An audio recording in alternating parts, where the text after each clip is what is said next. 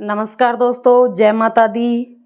नवरात्रि का त्यौहार शारदीय नवरात्रा शुरू हो चुके हैं जो कि 9 दिन तक चलते हैं। इन 9 दिनों में माँ दुर्गा के अलग अलग स्वरूपों की उपासना की जाती है।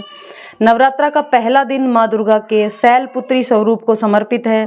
पर्वतराज हिमालय के घर पुत्री रूप में उत्पन्न होने के कारण इनका नाम शैलपुत्री पड़ा। नवरात्रा पूजन में पहले दिन इनकी उपासना का विधान है। जानते हैं इस वीडियो में माँ शैलपुत्री की कथा। तो चलिए माँ शैलपुत्री की कथा शुरू करते हैं।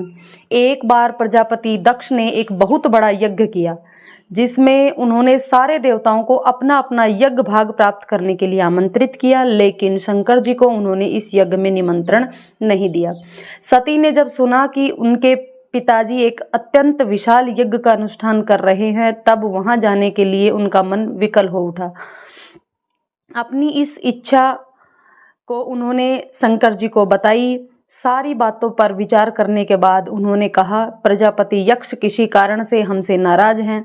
अपने यज्ञ में उन्होंने सारे देवताओं को निमंत्रित किया है, उनके यज्ञ भाग भी उन्हें समर्पित किए हैं, लेकिन हमें जानबूझकर नहीं बुलाया है, कोई सूचना तक नहीं भेजी है।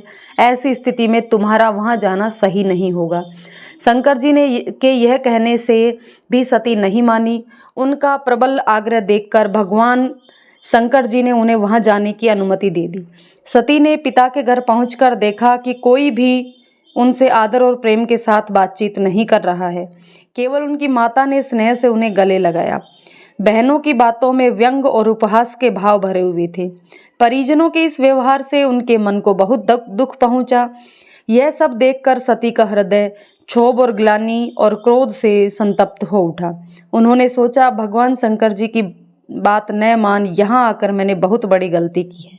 वे अपने पति भगवान शंकर के इस अपमान को सह न सकी।